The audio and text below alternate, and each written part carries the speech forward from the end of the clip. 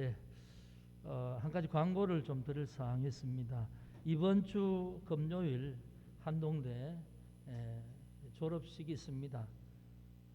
그래서 2022년 학예 수여식이 있는데 우리 교회에서는 제가 정확하게 따져보니까 10명이에요. 10명. 한 명은 한 학기를 더 한다 하고 또 한 친구는 졸업 유예를, 우리 조주연은 졸업 유예를 졸업할 수 있지만 1년을 연기한다고 하니까 어쨌든 이번 졸업식에는 10사람이 하는데, 예, 우리 이제 이 정주찬, 박성춘, 강하영, 정하길, 조다은, 조은세, 김다은, 조은세, 이반석, 장한별, 이하경, 노유균, 노유진, 여기 10사람입니다. 그래서 박성춘 형제는 지난주에도 이제 왔다가 갔습니다. 와서 같이 예배 드리고 갔고, 하영 자매는 이제 일단 이사는 했는데 또 포항에 올 일이 있어서 며칠 동안 했어요. 졸업식 하고 가요? 네? 또 갔다가 또 졸업식 또 와요? 그 졸업식 때 사진 찍어야 될 거 아니야. 다 오는 건가? 그래. 어쨌든 예, 졸업하게 되고, 하길 형제는 저 연세대 대학원 이제 진학해서 그 이제 학기가 시작되면 그걸로 가죠. 그럼 언제 가는데요? 졸업 끝나고 그러면 다음 주에는 없겠네. 바로 이제 올라가는 거예요. 예. 그럼 금요일 날 내가 학교 갈 테니까 졸업식 끝나고 하여튼 시간을 좀 맞춰서 같이 사진 한번 찍지. 식사도 한번 하고요. 예, 그렇게 합시다. 예, 어쨌든 기도해 주시길 부탁합니다. 그리고 이제 김성우 집사님은 지난 주중에 입국해서 일주일 동안 격리하죠. 일주일. 예. 그래서 지금도 격리 중이십니다. 아마 화요일까지 일주일간 동안 격리를 하실 것 같고요. 오미크론이 지금 계속 확산돼요. 포항에도 지금 한 300 몇십 명씩 계속 그렇게 거의 한 일주일 정도 그렇게 계속 되는 것 같은데, 이제는 뭐 이렇게 건너서 이렇게 하면 뭐 건너서 누가 뭐 이렇게 코로나 걸렸다고 그래요. 어쨌든 저는 지금 아주 조심을 하고 접촉을 안 하고 있습니다. 왜냐하면 일단 뭐 위험하고 안 하고 그 상관없이 제가 만약에 오미크론 확진자가 되면 예배 자체를 못 보게 돼요. 예배를. 그래서 좀 특별히 이렇게 조심을 하고 있습니다. 여러분도 각자 좀 조심하시길 바랍니다. 뭐 치명률은 옛날 그 처음보다 많이 줄었다 할지라도 우리가 생활하는데 지장도 많고 또 여러 가지 어려운 상황이 많으니까 좀 조심하셔서 건강에 유의하시길 부탁합니다. 예. 이제 로마서 15장 오늘 14절부터 봅니다. 사실 로마서의 지금 대결론은 지난주에 다 그 내용상 이 전체 바울이 말하고 싶어하는 1장부터 쭉 지나오는 결론은 지난주에 다 이제 결론이 되었어요.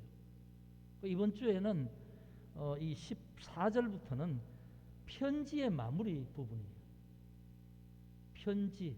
그러니까 이 내용상의 어떤 그 말하고자 하는 믿음과 그에 따른 어떤 교리와 삶에 대한 부분은 13절까지 끝난 거죠. 그래서 15장에서 말하는 이 부분이 전체 결론이라고 보면 되고, 오늘 14절부터는 이게 편지니까 편지의 마무리 부분에서 이제 이렇게 지금 14절부터 31절까지인가요? 15장 끝부분이 그렇게 되고 33절까지 되고, 16장은 부록 같은 부분에서 그냥 소개하는, 사회를 함께 한 자들을 소개하면서 서로 이제 인사하는 그런 장면이 16장이에요. 16장은 크게 뭐 내용은 없고, 그래서 이제 이 로마서에 대한 부분을 그렇게 보면 되겠는데, 이제 지난주에 한 그 내용을 좀 이렇게 지금까지 연결해 보면 그런 겁니다. 1장부터 11장까지는 믿음에 대한 부분이죠. 하나님의 의, 복음.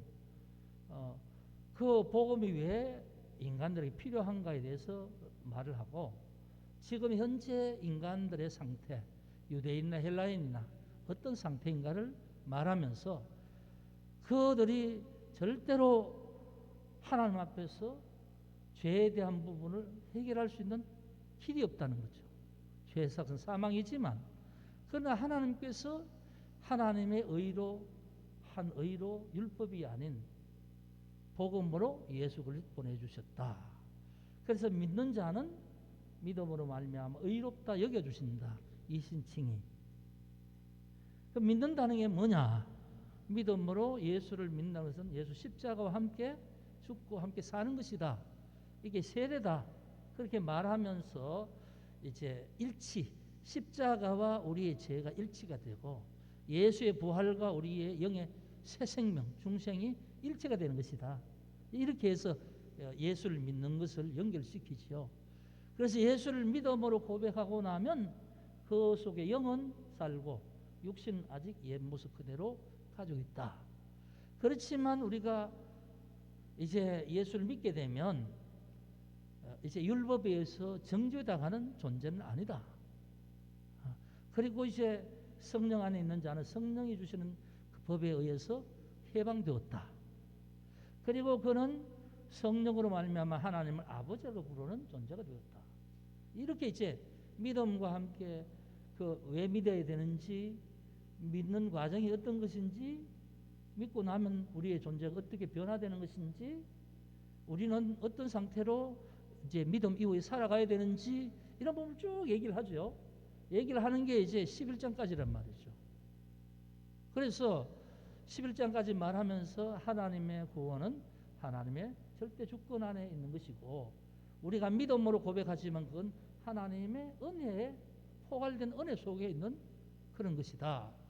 그러면서 이제 쭉 말하고, 이렇게 이제 믿는 자에게 삶이 따를 것인데 어떻게 살아야 될 것이냐를 12장부터 말하죠.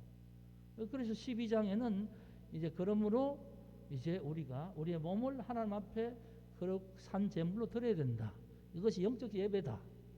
그리고 세상을 본받는 자가 아니라 하나님 뜻을 분별하여서 하나님 앞에 살아가는 것이다. 그러면서 이제 12장부터는 뭐냐면, 그러면 그리스도의 삶의 어떤 부분이 뭐냐? 이 교회라는 공동체, 믿음, 내가 믿고 난 다음에 믿음의 사람들과 함께하는 공동체에서 내가 어떤 역할을 할 것인가, 그걸 교회에 말하고, 불신자들과는 어떤 관계로 살아가야 될 것인가, 나라와는 어떤 관계로 우리가 나라의 권력을 우리가 이해해야 될 것인가, 이제 이런 부분을 쭉 말하고 나서 14장 15장에는 믿음이 강한 자, 약한 자, 이런 말 하죠. 믿음이 강한 자는 약한 자를 비판하지 말고 받아들이고, 약한 자의 연약한 짐을 마땅히 짊어지고 담당하고, 그리고 강한 자가 약한 자와 함께 한 마음과 한 뜻이 되도록 하여라. 그래서 교회는, 믿음 공동체는 선을 이루고 덕을 세우는 것이 마땅하다. 그렇게 말하죠. 함께 하나님 앞에 한 마음으로 하나님 앞에 나아가서 하나님 앞에 찬송하는 것, 예배하는 것, 이것이 하나님 기뻐하시는 뜻이다. 그리고 이제 15장의 마지막 결론은, 그래서 그렇게 되고 난 다음에 하나님께서 원하시는 건 뭐냐? 모든 열방과 모든 백성이 함께 하나님 앞에 즐거워하고 찬송하고 기뻐하고 감사하면서 하나님 앞에 나아가는 것이다. 그것이 뭐냐? 하나님 앞에 영광 돌리는 것이다. 그렇게 이제 지난주에 결론을 했죠. 그래서 이제 이 전체를 보면 이런 겁니다. 먼저 예수 그리스도 하나님이 주신 복음을 내가 먼저 믿어서, 바르게 믿어서 하나님 주신 예수 그리스도 통해서 주신 그 은혜를, 구원의 은혜를 내가 누리는 것이다. 하나님과 관계가 회복되고 하나님 나라를 살아가고, 먹고 마시는 것이 아니라 하나님과 관계가 회복된 의와 평강과 기쁨을 누리는 것이 믿음의 복을 받아서 살아가는 그리스도인이다. 그렇죠? 그리고 이제 그렇게 살아가는 사람은 나와 교회가 함께 하는 것이다. 그러면 함께 하기 위해서는 믿음이 강한 자, 성숙한 자가 예수를 믿지만 연약한 자의 부족함을 성숙한 자가 담당한다는 거죠. 한 마음에 된다는 것은 낮은 자가 높은 자를 따라오는 것이 아니고, 높은 자와 믿음이 성숙한 자가 낮은 자의 눈높이에 서서 그들을 이해하고 받아주고 한 마음이 되어야 된다. 그러면 자기를 기쁘게 하는 것이 아니라 그리스도께서 우리를 위하여서 자기를 버리신 것처럼 우리도 그들을 위해서 수고하고 애쓰고 버리고 나의 즐거움이 아니라 상대방의 유익을 위해서 그렇게 우리는 살아야 된다. 그게 이제 바울이 말하는 거죠. 그리고 그것이 이제 더 나아가서 하나님이 원하시는 건 뭐냐? 사도행전 말하는 것처럼 땅끝까지 이르러 내 정인이 되어야 된다. 모든 열방과 모든 백성이, 그러니까 모든 이방 족속이나 모든 그 민족들 함께 유대인들이 함께 하나님 앞에 나아가는 그것이 이 땅에서 하나님 나라가 완성되어지는 것이고 그것이 하나님이 원하시는 것이고 예수를 믿는다면 나로 인하여서 되어진 구원의 은혜가 그렇게까지 되어지는 것이 하나님의 뜻이라는 거예요. 그게 로마서가 하는 말이에요. 그러니까 여기에서 로마서를 전체적으로 보면 이게 뭐냐 하면 그냥 내가 뭐 예수를 어떻게 이렇게 믿고 저렇게 믿고 그 정도가 아니고 하나님께서 죄인을 위하여서 그리스도를 보내셨잖아요. 그 뜻이 완성되는 게 뭐냐 하면 온 땅에 다 예수 그리스도의 나라가 되어지는 것. 그런데 그 나라가 되어지는 게 그냥 되어지는 것이 아니고 한 사람이 먼저 제대로 믿어야만 그 사람 속에 하나님 나라가 이루어지고 그 다음 그 사람과 함께하는 믿음의 공동체에서 그것이 이루어지고 그것이 땅끝까지 이루어질 때에 하나님이 예수 그리스도를 통하여서 원하신 뜻이 완성된다는 거예요. 그러니까 로마서는 그냥 작은 어떤 부분적인 뭘 얘기하는 게 아니고 총체적인 하나님의 소원, 하나님의 그 뜻을 총체적으로 지금 우리에게 말하면서 예수 그리스도 복음과 연관해서 하나님은 내가 구원받기를 원하시고 구원받음으로 누리는 은혜를 이 땅에서 누리면서 영원히 하나님의 인도하심을 따라서 천국에까지 구원의 완성까지 이루기를 원하시는 것이고 그렇게 살아가는 삶 중에서 여기에서 하나님이 주어주신 공동체, 교회 공동체, 그 다음에 믿는 자를 통하여서 이루어지는 모든 관계성을 통해서 하나님의 복음이 완전히 편만하게 되어지길 원한다. 이걸 바울은 전도자잖아, 전도자. 그래서 그렇게 말하면서 결론 짓고 있는 거죠. 그러면 그 내용은 이제 그 13절 끝났다면 오늘은 이제 마무리하는 부분인데 여기는 뭐냐 하면 그 일을 하기 위해서 자기가 전도자, 이방인의 전도자가 됐잖아요. 이 전도자의 사역과 전도 원칙에 대해서 이제 말하자면 이건 아주 중요한 어떤 뭐 교리적인 문제가 아니라 자기 자신이 이 사역에 대해서 설명을 하면서 나는 이렇게 생각한다. 이렇게 나는 이렇게 하는 것이다. 이렇게 말하는 거죠. 마무리하는 거예요. 자, 그러면 그런 부분에서 이제 이 전체를 정리하고 오늘 본문을 한번 봅시다. 오늘 본문에 보면 14절에 내 형제들아 이렇게 말하죠. 내 형제들아. 그냥 말하지 않고 내 형제들아 하는 물론 이제 어떤 내용적인 부분이 이제 전혀 달라지니까 다시 한번 상대에 대해서 부르는 호칭이기도 하지만 내 형제들아 하는 이 말은 참 다정스러운 말이죠. 로마 교회 성도들에게 편지를 보내는데 한번 봤어요, 바울이? 누가 그 로마 교회 누구 구체적으로 아는 사람이 있어요? 만난 사람이 없어요. 그냥 소문만 들은 거죠, 소문만. 로마에 교회가 있다, 성도가 있다는 소문만 들은 거예요. 자기가 전도한 교회가 아니지요.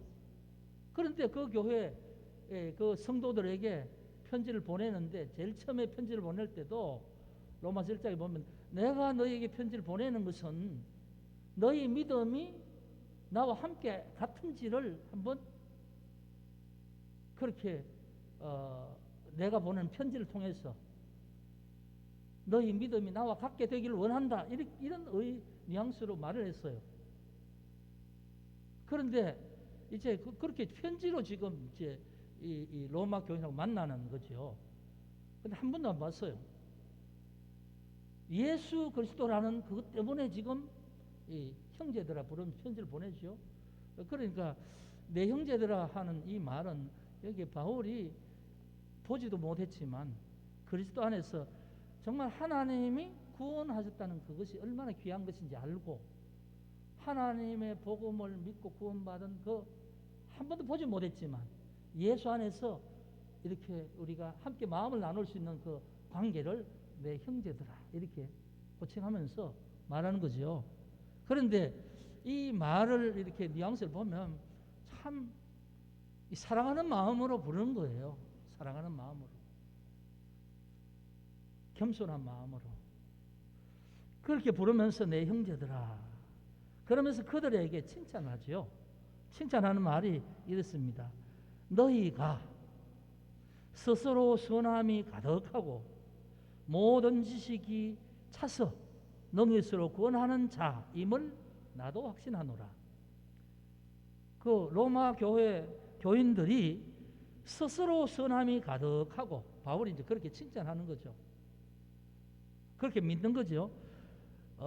모든 지식이 차서 능히스로를 권하는 자임을 나도 확신하노라. 칭찬하는 말인데 여기에 말 속에 뭐냐 하면 스스로 선함이 가득하고 모든 지식이 차서 능히스로를 권하는 자임이라는 이 말의 의미가 뭐냐 하면 그들 예수를 믿으니까 예수 안에서 구원받은 자들이 나타내는 삶의 아름다움을 말하는 거예요. 선함이라는 말은 우리가 말하는 그냥 선 이런 게 아닙니다. 그런 정도의 선이 아니고 이 선이란 말은 구원과 관계, 믿음과 관계된 거예요. 뒤에 보면 앞에 보면 바울이 이 모든 사람에게 선함이 없다 그랬잖아요. 그건 뭐냐면 모든 사람이 스스로 구원받을 능력이 없다는 거죠. 선이라는 건 하나님이 가지고 계시는 속성인데 그건 우리가 스스로 선할 수 없는 건 죄인이니까. 근데 선함은 뭐냐면 하나님의 속성 중에서 하나님께서 죄인인 우리가 믿음 안에서 구원받은 존재가 되고 하나님의 자녀됨의 모습이 있을 때 그게 선한 거죠. 그래서 앞에도 보면 이제 믿음의 사람들이 이루어야 될 게 초점이 뭐냐 하면 선을 이루고 덕을 세움이 마땅하다는 거죠. 선을 이루고 그리고 그 선에는 구원과 관계된 믿음, 그 믿음과 합당한 삶 이걸 통해서 이 아름다운 믿음의 삶 그게 이제 뭐냐면 선함이에요. 선함. 그래서 선함이 가득하다는 거죠. 선함이 그들에게. 그 다음 지식이 차서 지식이라는 이 어떤 세상적인 지식이 아니고 하나님을 향한 지식, 하나님을 향한 지혜, 지식이죠. 어떻든 로마 교회 성도들이 예수를 믿는 성도니까 이 바울이 소문을 통해서 들으면서 너희에게 스스로 선함이 가득하고 모든 지식이 차서 그러니까 하나님이 주시는 구원의 은혜가 너희 속에 있어서 삶의 모습이 세상과 구별되는 모습이 있어서 그리고 하나님의 복음의 어떤 지식을 너희가 알았어. 그래서 그것으로 인하여서 능히 서로를 구원할 수 있는 그런 힘이 있다는 거죠. 그래서 이제 칭찬하는 거죠. 칭찬하면서 그들 믿음에 대해서 그렇게 하면서 그렇게 형제들 하는데 이게 뭐냐 하면 전도자인 바울이 한 번도 보지 못했지만 믿음 안에서 형제를 대하는 겸손함 태도 이런 부분을 우리가 이 부분에서 볼 수 있는 거죠. 전도자가 가지는 바울이 가지는 겸손함. 그런데 15절에 보면 그렇게 말하고 난 다음에 그러나 내가 너희로 다시 생각나게 하려고 하나님께서 내게 주신 은혜로 말미암아 더욱 담대히 대략 너희에게 쓴노니라는 말은 편지를 말하죠. 편지를 썼다는 거죠. 편지를 썼는데 편지 내용이 이제 앞에서 보면 바울이 말하는 예수 그리스도에 대한 복음이잖아요. 그런데 지금 그 로마 교회 사람들은 예수를 믿지요. 예수를 믿는 사람이잖아요. 예수를 믿는 사람에게 다시 복음에 대한 내용을 쭉 썼잖아요. 이거 왜 쓰느냐? 오늘 이 말이 너희로 다시 생각나게 하려고. 여러분, 우리가 예수를 믿고 가만히 있으면 그 예수를 믿는 믿음이 계속 날마다 새록새록 내 속에서 저절로 막 일어나고 불타오를 것 같아요. 그렇지 않습니다. 근데 가만히 있으면 믿음이 흐려지죠. 그러니까 다시 우리가 말씀을 보고 또 뭐 교육을 받고 하면 다시 알고 있는 부분도 다시 강화가 되잖아요. 강화되고 다시 이게 아니고 이런 부분이 또 새로운 부분이 있네, 깨닫는 부분이 있죠. 그래서 날마다 말씀을 묵상하고 또 하나님 앞에 대해서 기도하고 하는 우리가 신앙적인 열심과 노력이 필요하잖아요. 지금 바울이 편지 쓴 것도 그런 거죠. 너희가 믿긴 믿는데 진짜 복음에 대해서 믿는 믿음이 이 하나님께서 원하시는 믿음과 일치되는지를 한번 보려고 한번 이 스스로 이제 로마 성도들이 체크해 보기 위해서 지금 이 로마서를 썼단 말이에요. 앞에서 그런 의도를 분명히 말했으니까 다시 끝에도 다시 말하는 거죠. 너희가 스스로 선함과 모든 지식이 가득해서 서로 권할 수 있는 그런 정도의 믿음인 줄로 내가 믿고 있지만, 그렇지만 하나님께서 내게 주신 마음으로 너희에게 다시 생각나게 하려고 하나님 주신 이 은혜로 내가 이 하나님의 복음에 대해서 너희에게 썼단 말이죠. 썼어. 근데 썼다 하는 이 말을 할 때 뭐라고 합니까? 담대히 대략 썼다, 이렇게 말하죠. 여기서 바울이요, 로마 교인에게 보내는 편지를 할 때 하나도 로마 교인을 의식해서 하고 싶은 말을 안 하고 이게 주저하는 게 없잖아요. 자기가 확실히 자기가 아는 복음에 대해서 철저하게 지금 기록하고 있잖아요. 담대히. 왜? 너에게 깨우쳐 주기 위해서 썼다는 거죠. 이 말은 뭐냐 하면 이런 거예요. 전도자가 가져야 될 자세가 어떤 거냐? 복음을 전하는 전도자는 겸손함이 있어야 된다는 거죠. 네? 겸손함이. 그런데 겸손함만 있어서 되는 것이 아니고 당당함도 있어야 된다는 거죠. 담대함, 당당함. 이게 뭐냐 하면 일반적으로 하나님께서 주신 사랑의 모습으로 마음으로 살 때 다른 사람 대하는 태도는 겸손해야 된다는 거죠. 그런데 한 가지, 복음을 전할 때 복음에 대해서는 철저하게 이건 후퇴하거나 뭐 복음에 대해서 다른 사람이 반대한다고 내가 움츠러들거나 그렇게 해서는 안 된다는 거죠. 복음에 대해서는 철저하게 당당하게 확고한 자세를 가지고 있어야 돼요. 확고한 믿음과 함께 확신에 찬 어떤 복음에 대한 열정은 있어야 된다는 거죠. 그 예전에 그런 부분이 있었어요. 교회 이제 안 믿다 교회 나오잖아요.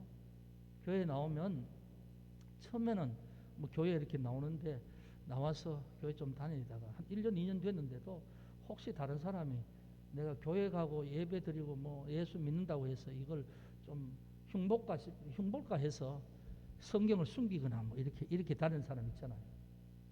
성경을 이렇게. 여러분, 그런 자세는 정말 자신 없는 자세지요. 내가 예수 믿는 게 어떻게 예수로 인하여서 하나님 자녀된 이것이 얼마나 귀하고 복된 것인지 내가 이것을 확실히 믿는다면 예수 믿는 게 얼마나 자랑스러운 거예요. 누가 뭐라고 한다고 하더라도. 네? 이런 것에 대해서 자신감이 없고 당당하지 못한다면 그 사람이 예수를 다른 사람 전할 수 있겠어요? 복음을 전할 수 있겠냐 말이에요. 그럴 수 없지요. 그러니까 복음을 전하는 자의 자세는 겸손함과 당당함, 이 두 가지가 복음의 진리에 대해서는 철저히 목숨 걸고라도 내가 양보할 수 없다는 확고한 이 결단이 있어야 되고 당당함은 있어야 되고, 여기에 대해서 복음에 대해서 대적하는 것은 내가 목숨을 다해서라도 내가 이걸 지키겠다는 이런 것이 있어야만 되는 것이고, 그러니까 일반적으로 예수 믿는 자들이 다른 사람과 관계 속에서는 겸손하고 참으로 상대방을 귀히 여기고 이런 자세가 있어야 되잖아요. 뭐 전도자면 당연히 그렇겠죠. 목회자면 당연히, 사역자면 당연한 자세가 있어야 되겠죠. 뭐 사역자고 복음을 전하는 목회자, 사역자, 선교사들이 고개 뻣뻣하게 들고 뭐 이렇게 의시되면서 복음하고 관계없는 부분에 대해서 뭐 다른 걸 자랑하고 자기가 내세우기를 원하고 뭐 그러면 되겠어요? 그건 아니라는 거죠.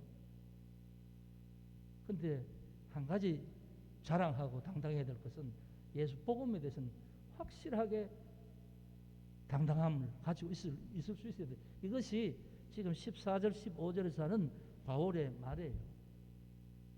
바울이 편지를 통해서 그 사람들이 하는 그걸 자기가 기록하는 이 말을 통해서 그 사람들을 향해서 참으로 형제에게 사랑스럽고 자유로운 그런 마음으로 부르면서 칭찬하면서 하는 그런 태도가 있지만 또 한 가지 자기가 복음을 편지를 써 보내는 이 부분에 대해서는 하나님 주신 은혜로 너희의 믿음을 다시 생각나게 하려고 깨우쳐 주려고 내가 담대히 대략 이것을 너희에게 써서 보낸다 이렇게 말하는 거죠. 그래서 이런 부분을 여러분 기억하면서 자 이렇게 하려면요 그냥 하는 게 아니고요 확실히 이 영향력이 있으려면 여러분 여기에서 이 선한 영향력 이것은 그 믿음의 삶의 어떤 기반이 있어야 되는 거죠. 그저 여러분 복음을 전할 때 감동으로 해야 되는 거지 뭐 우리가 뭘 얘기해서 되겠어요? 그래서 이 서로 복음에 대해서 권하고 믿음이 강한 자가 약한 자에게 이렇게 하려면 야 내가 아는데 이렇게 해서 이렇게 이게 맞아 이렇게 해서 되겠어요? 그게 아니라 약한 자의 짐도 내가 담당하면서 약한 자가 뭐 실수하는 것을 내가 믿음이 있는 내가 그 사람 입장을 이해하면서 내가 대신 그것을 커버해 주면서 그 사람에게 나의 어떤 삶의 모습을 통해 선한 영향력을 미치려면 내 삶이 먼저 따라야 되는 거죠. 그렇지 않고 어떻게 영향력이 있겠어요? 그래서 우리는 이렇게 바울처럼 이렇게 선한 영향력을 하려면 먼저 구원받은 자의 삶으로서 행실이 내게 먼저 있어야 된다. 그러니까 내가 먼저 확실히 믿고 그 믿음 안에 합당한 행실이 내가 없다면 이 뒷부분은 아예 되지 않는다는 거죠. 이게 먼저 전제가 되어야 그 다음 내가 정말 말씀대로 믿고 복음을 따라서 그 은혜를 따라 누리며 살고 그에 따른 합당한 삶이 있을 때에 그걸 보는 사람들이 그걸 보면서 저 사람은 다르다는 것을 인정할 때에 감동받을 때에 스스로 영향을 받는 것이죠. 그럴 때 영향이 끼쳐지는 거잖아요. 내가 뭐 힘으로 뭐 권력으로 뭐 다른 걸로 이걸 어떤 뭐 내가 가지고 있는 다른 어떤 요소로 그 사람 바꾸는 게 아니잖아요. 그러면 믿음 안에서 내가 먼저 그 믿음에 대한 확신과 행실의 모습이 달라져야 되는 거죠. 성숙한 자의 믿음이 있어야 된다는 거예요. 그걸 지금 바울은 앞에서 쭉 계속 얘기를 했잖아요. 그런데 그게 뭐냐면 자기의 모습이죠. 자기의 삶이잖아요. 그래서 이 바울은 스스로 그렇게 말을 합니다.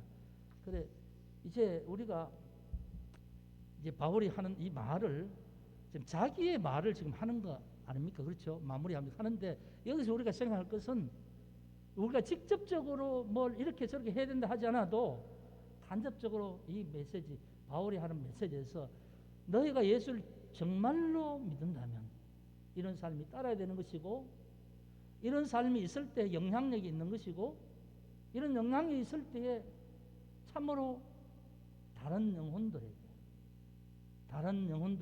어떤 구원의 복음에 대해서 영향력을 가지고 그 사람을 하나님 앞으로 인도할 수 있는 힘이 된다는 거죠.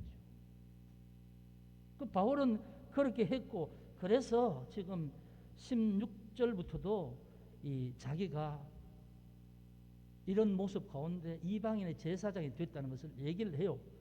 16절에 봅시다. 이 은혜는 곧 나로 이방인을 위하여 그리스도의 예수의 일꾼이 되어서 하나님의 복음의 제사장 직분을 하게 하사 이방인을 제물로 드리는 것이 성령 안에서 거룩하게 되어 받으실 만하게 하려 하심이라. 바울은 이제 이 이방인을 위한 그 선교사, 전도자, 이것을 뭐냐 하면 특별한 은혜의 사명이라는 거죠. 이 15절에도 하나님께서 내게 주신 은혜로 말미암아, 그렇죠. 또 그리고 16절에 이 은혜, 하나님께서 나로 주신, 내게 주신 은혜, 이것은 뭐냐면 나로 이방인을 위한 예수의 일꾼이 되겠다. 그러니까 예수의 일꾼으로 이방인을 위한 사역은 자기가 이렇게 해야 되겠다 결단해서 된 것이 아니라 하나님께서 자기에게 주신 은혜라는 거죠. 사실 바울의 일생을 우리가 잘 압니다만, 그가 원래부터 예수님의 종으로서 그렇게 헌신하려고 꿈에나 생각을 했습니까? 그는 철저히 유대주의자, 율법주의자로서 그리스도를 따르는 자가 아주 하나님의 신앙을 아주 어지럽히는 무리들이라고 생각했죠. 그래서 그가 사명감을 가지고 그리스도의 그 무리들, 그 사람들 추적해서 예수 십자가 이후에 남은 무리들을 추적해서 체포하고 대제사장의 체포영장을 받아서, 그러면서 사도행전에 보면 스데반을 돌로 쳐서 죽이는 현장에 정인이 되어 있잖아요. 자기가 그랬잖아요. 그랬던 자기가 어떻게 복음을 위한 이 그리스도의 종이 되나요? 그래서 나로 나된 것은 하나님의 은혜라 그러죠. 바울은 하나님께서 자기를 그런 죄의 어떤 모습을 보면 죄인 중에 괴수라는 거죠. 하나님의 참 복음을 잘못 생각해서 그것을 철저히 가로막고 그 복음을 따르는 사람을 철저히 잘못된 사람이라고 생각하고 찾아서 감옥을 보내고 그냥 그 처형하는 현장에서 정인이 되고 하면서 그렇게 했던 자기에게 이방인의 복음 선교사로 세워주신 것이 뭐냐면 자기의 결심이 아니라 하나님의 은혜라는 것 아닙니까? 그래서 하나님이 자기에게 주신 은혜로 말미암아 이제는 이방인의 사역자가 됐는데 그리스도 예수의 일꾼이 됐다는 거잖아요. 그리고 그리스도 일꾼이 되어서 하나님의 복음의 제사장 직분으로 그걸 감당한다고 하죠. 하나님의 복음의 제사장 직분이 뭡니까? 원래 제사장이 죄인된 이스라엘 백성들이 죄를 지을 때 1년에 1회씩 그들 죄를 속하기 위해서 대속죄일에 사람들이 가져오는 제물을 잡아서 하나님 앞에 번제를 드리면서 하나님 앞에 그 죄를 씻겨줄 수 있는 그 제사를 하는 역할을 감당하는 게 제사장이잖아요. 그래서 1년에 한 차례 그 속죄일에 그 대속 제사를 드리면서 이제 1년 죄의 문제를 해결하는 거죠. 제사장이잖아요. 그런데 바울이 복음의 제사장 직분이래요. 뭐냐면 예수 그리스도를 이 땅에 보내주신 것, 그 예수가 하나님 복음이죠. 복음을 전하면서 이방인들이 복음을 듣고 믿어서 하나님 앞에 고백하면 죄를 사함받고 하나님 앞에 자녀의 신분을 얻게 되죠. 하나님과 화복하게 되죠. 죄 용서받게 되잖아요. 그래서 자기는 복음을 전하는 자체가 뭐냐 하면 복음을 전해서 그 전하는 복음을 믿어서 믿는 사람이 하나님 앞에 죄인이었다가 죄 용서받고 하나님과 만나게 되는, 그렇게 되면 자기는 뭐냐 하면 이방인을 위한 제사장 직분을 해가는 거지요. 하나님이 전하라 하는 복음을 통해서. 이해돼요? 그래서 자기는 복음을 전하는데 하나님의 은혜로 그리스도 예수의 일꾼이 되어서 하나님의 복음을 전하면서 내가 복음을 전하면 이방인이 들어서 믿으면 용서받고 하나님 앞에 나아가게 되죠. 그러면 그게 제사장 직분을 행하는 거지요. 그런데 그것이 그냥 하는 것이 아니라 그렇게 되면 성령께서 그 이방인을 예수를 믿게 해서 거룩하게 하나님 앞에 드려지는 제물로 만들잖아요. 그걸 말해. 자기가 하는 전도 사역이 그런 것이라는 거죠. 하나님의 은혜로 그리스도의 종이 되어서 복음을 전하여서 제사장 직분을 행하는데 이게 뭐냐? 하나님이 나를 세워주시고 하나님 주신 은혜의 직분을 감당하게 하시는 것인데 그것이 뭐냐 하면 성령이 나를 그렇게 하시고 성령이 내가 전하는 복음을 통해서 이방인들이 그렇게 믿게 하셔서 거룩한 제물로 그렇게 만들어 주셔서 하나님 앞에 드리게 된다. 그게 자기 선교 사역이라 그 말입니다. 그래서 자기가 이제 전도자로 하는 사역. 근데 그 중에 핵심적인 뭐냐 하면 한 영혼이 구원받고 하나님 앞에 드려지는 것은 자기 힘으로 하는 것이 아니라는 거죠. 그리스도의 종으로 자기를 삼아 주셨고 또 하나님께서 복음을 전하게 하셨고 성령이 자기를 전하는 복음 듣는 이방인이 믿게 하여서 성령이 믿게 하여서 거룩한 제물로 만들어서 하나님 앞에 드려지게 하는 그 모든 일련의 과정은 자기가 하는 것이 아니라는 거죠. 자기의 전적인 것이 아니라 하나님의 은혜다 그 말입니다. 그래서 복음을 전하는 것 이것은 하나님이 은혜로 그 사명 주실 때 감당되는 것이고 그걸 마무리하고 내가 복음을 전할 때도 그 사람이 믿어서 하나님 앞에 인정하고 고백하고 믿음으로 사는 모든 건 뭐냐 하면 나는 그저 전하고 은혜로 전하고 그렇게 하면 듣는 자를 통해서 성령이 믿어지게 해서 그를 그렇게 거룩한 제물로 만들어가는 거예요. 우리는 전하기만 하면 되는 거죠. 내가 책임지는 게 아닙니다.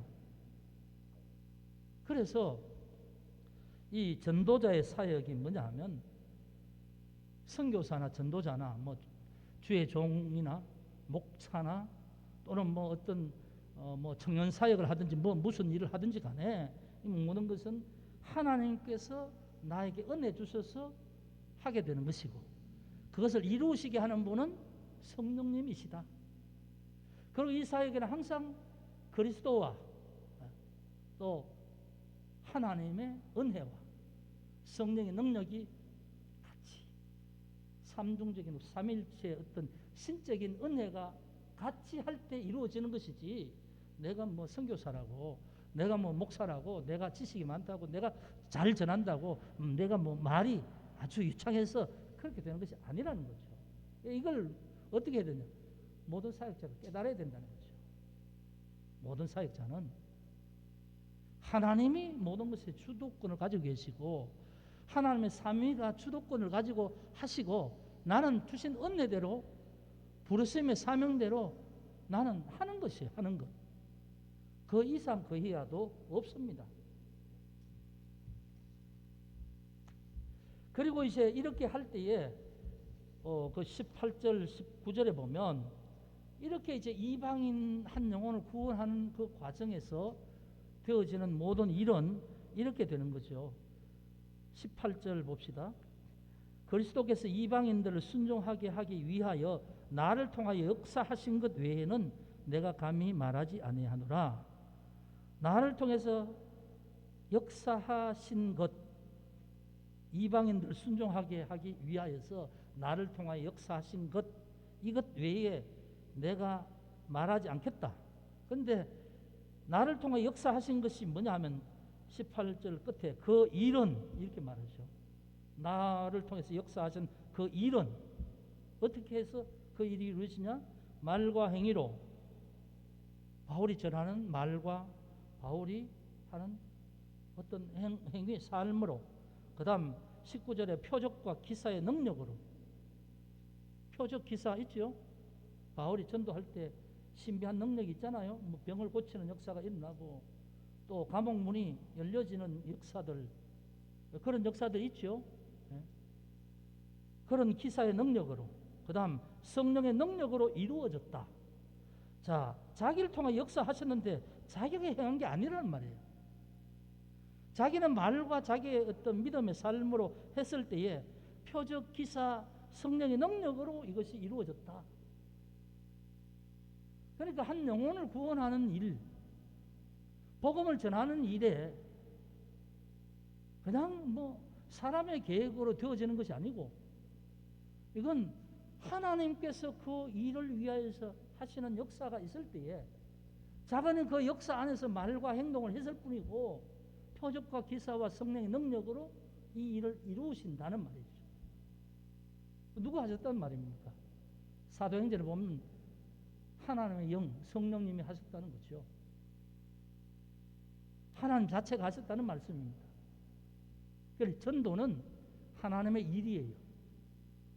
하나님이 하시는 일이고 하나님 원하시는 일이에요. 그래서 하나님을 향한 사랑이 있고 믿음이 있는 사람은 일에 동참하는 것이고, 그것이 없는 사람은, 확실치 않은 사람은, 참으로 예수를 믿지 못하는 사람은 이 일을 하지 않겠죠. 그럼 너는 믿는 사람이냐? 너 확실히 믿느냐? 그러면 너는 복음을 전하기 위해서 뭘 했느냐? 너의 형편과 처지 속에서 너를 만나는 사람 가운데서 너는 복음을 위해서 뭘 했느냐? 너는 정말 믿는 사람이냐? 너가 편하기 위해서, 너가 복받기 위해서 그렇게 믿느냐? 아니면 참으로 예수 그리스도의 복음 안에서 살기를 원하면서 그런 삶으로 살아가느냐? 이게 다 연결된 거죠. 연결. 자기는 그렇게 해서 그렇게 사역을 하고 있다는 거예요. 그러면 그 말을 하면서 우리는 직접적으로 너희도 그렇게 하라는 명령은 없지만 우리가 이 말에서 느끼는 게 뭡니까? 사역자들이 가져야 될 자세, 전도자들이 가져야 될 자세. 내가 만약에 평신도다. 평신도라서 전도 못하는 법 없잖아요. 전도하기 위해서는 전도할 수 있는 영향력을 가져야 되는데 뭐 어떻게 해야 되느냐? 아까 말했죠. 바울이 앞에 표현한 것처럼 겸손함이 있어야 된다는 거예요. 모든 삶에 그리스도인 안에서 그리스도가 자기를 죽기까지 겸손하게 됐다면 너도 뭔가 다른 사람 앞에서 너의 삶이 그리스도인다운 겸손함이 있어야 된다는 거예요. 그러면서 복음을 전할 때는 담대함이 있어야 된다는 거예요. 왜? 복음의 자랑스러움이니까. 바울이 뭐라고 합니까? 1장 16절에 보면 복음에 자랑스럽다 하잖아요. 복음, 내가 복음을 자랑한다 하잖아요. 그러니까 이 말을 하는 거죠. 그러니까 우리가 전도한다고 하면 겸손함과 담대함, 당당함, 예수 믿는 프라이드, 긍지, 내가 믿는 예수가 어떤 귀한 분인지를 내가 믿는다면 그거 안 믿고 살아가는 사람에게 당당함으로 그걸 전할 수 있어야 되죠.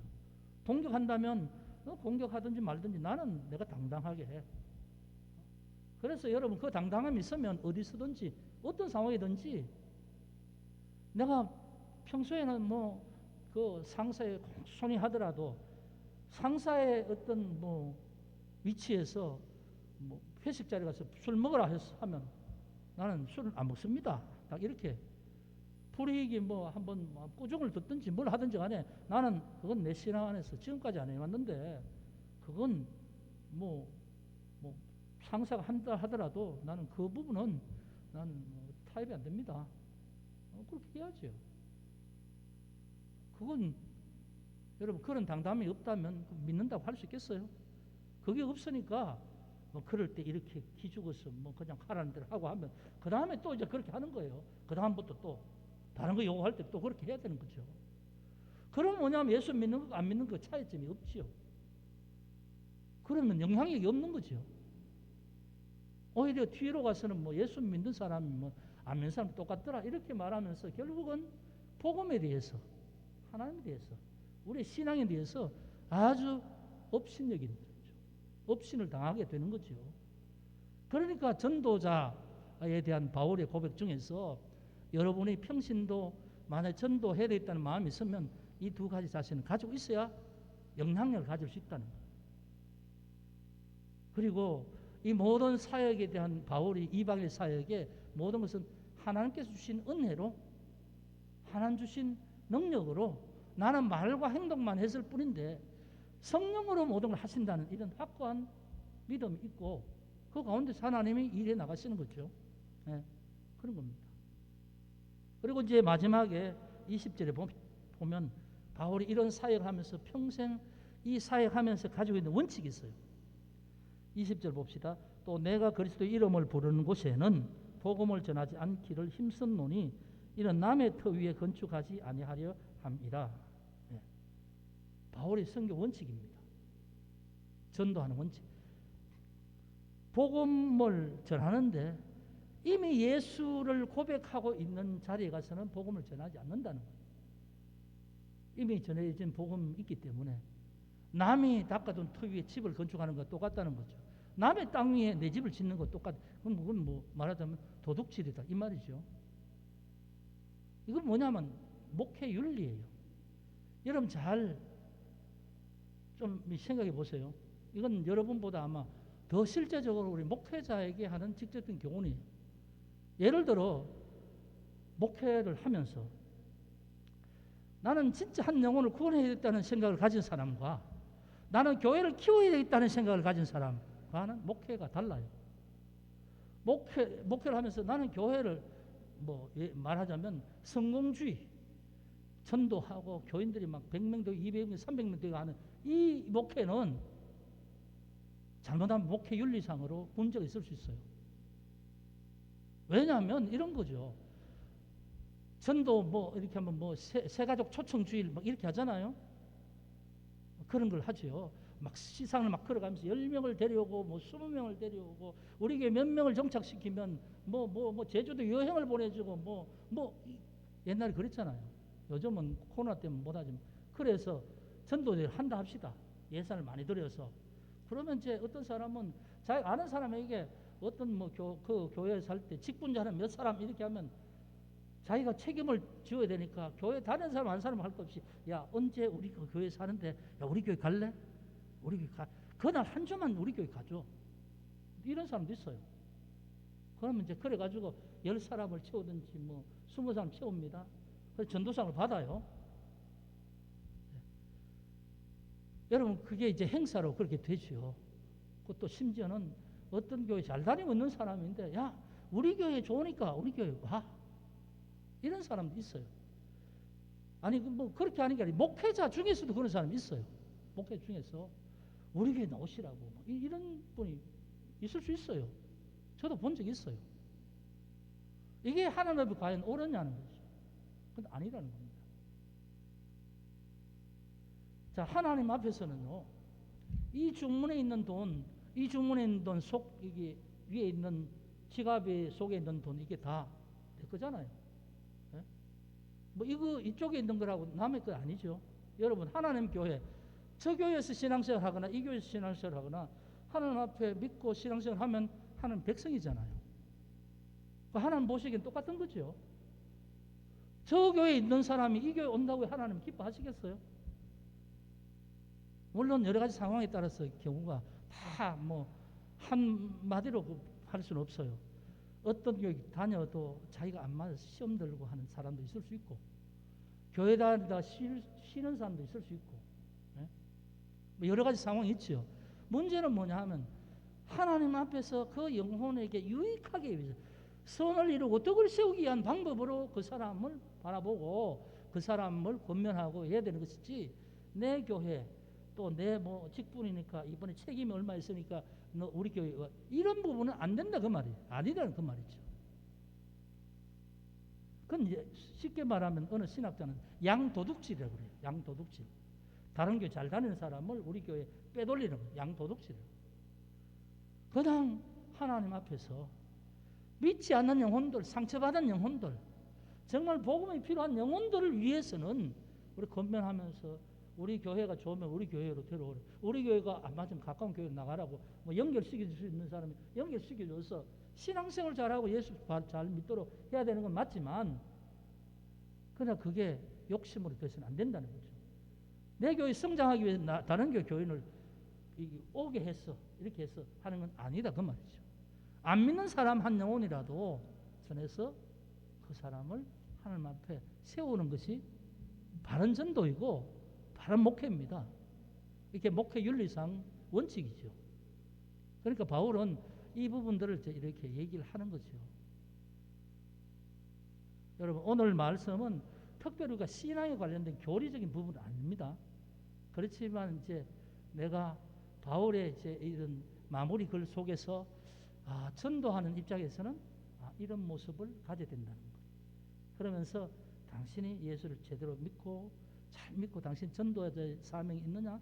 당신 마음속에 전도하고 싶은, 그러면 너의 자신의 삶이 먼저 이런 모습으로 갖춰져야, 자세가 있어야 영향력이 되어지고, 영향력이 있을 때에 내가 복음을 전하거나 할 때에 하나님의 은혜가 거기 함께하고 또 성령이 함께 하심으로 한 사람이 하나님 앞에 서게 되는 것이다. 하나님께서 원하시는 것은 딱 한 가지입니다. 바울은 그걸 지금 계속 얘기하고 있어요. 너도 한 영혼인데 하나님은 먼저 너가 바로 하나님 앞에 구원받은 사람으로서 바로 서길 원하고 하나님 해방해 주신 은혜를 누리고 살길 원한다. 이게 하나님이 원하시는 것이고, 이건 모든 곳에 적용되는 거예요. 또 다른 사람에도 그걸 원하는 거죠. 그러면 그 사람이 그렇게 되기 위해서 너가 먼저 믿었으면 너를 통해서 그 사람에게 어떻게 하나님의 복음이 흘러갈 것이냐, 이건 삶을 통해서 흘러가야 된다. 그럼 하나님이 원하시는 건 뭐냐? 모든 세상의 열방과 민족이, 모든 백성이 다 하나님 앞에 함께 구원받기를 원하신다. 이게 하나님이 예수 그리스도 보내주신 뜻이다. 이런 결론이에요. 그러니까 여러분, 로마서를 볼 때 로마서는 전체적으로 보는 거죠. 단편적으로 뭐 한 가지 문제, 그런 문제도 있을 수 있지만 결국 전체를 꿰뚫고 보면 우리는 누구든지 하나님과 관계 회복하지 않으면 절대로 의롭게 될 수도 없고, 믿음 없이는 하나님 앞에 나갈 수도 없고, 하나님 주신 은혜를 누릴 수도 없다. 그러니까 바로 믿어라. 그러면서 그 나머지가 하나님이 원하시는 어떤 그 하나님의, 그래서 모든 끝에는 모두가 하나님 앞에 영광 돌리기를 원한다. 믿는 자들이 영광 돌리고 또 그게 확산되면서 모든 사람이 다 함께 하나님 앞에 그리스도의 은혜를 입고 하나님 앞에 영광 돌리기를 원한다. 이게 로마서 전체가 전체 관통하는 그런 어떤 가르침이죠. 여러분, 오늘은 전도에 대한 부분을 이제 바울이 마무리하면서 말을 했는데, 이 부분도 여러분 한번 새겨보시길 바랍니다. 꼭 구원과 관련된, 내 개인의 구원과 관련된 그런 교리적인 부분은 아닐지라도 예수 믿는 자는 이렇게 하기를 원하신다 라는 부분을 여러분 평생 믿음 안에서 이런 어떤 고백이 여러분에게도 동일하게 있기를 주의 이름 축복합니다. 기도하겠습니다. 아버지 하나님, 감사합니다. 오늘도 저희들에게 정말 구원받은 자의 삶을 통해서 원하시는 그 일들을 바울의 그 마무리 글에서 오늘 말씀하셨습니다. 하나님의 원하심은 한 영혼으로 구원받기를 원하고, 또 그걸 위해서는 우리가 복음을 전하는 이 과정들이 있는데, 바울은 그 일을 하나님의 은혜 가운데 시작하였고 하나님 은혜 가운데 하고 있으며 하나님 은혜로만 완성된다는 사실을 철저하게 고백하고 있습니다. 하나님, 우리도 이미 예수 그리스도를 믿음 안에서 구원받았지만 구원의 삶을 살아가는 과정 가운데서는 우리가 아직 부족한 부분이 많습니다. 하나님, 이 모든 부분을 우리가 날마다 주님의 말씀의 가르침으로 성장하게 되고 성숙하게 되어서 사도 바울의 이 모습처럼 우리도 마음의 소원을 두고 행하게 하여 주옵소서. 하나님, 한 주간도 인도하여 주옵소서. 예수 그리스도 이름으로 기도드리옵나이다.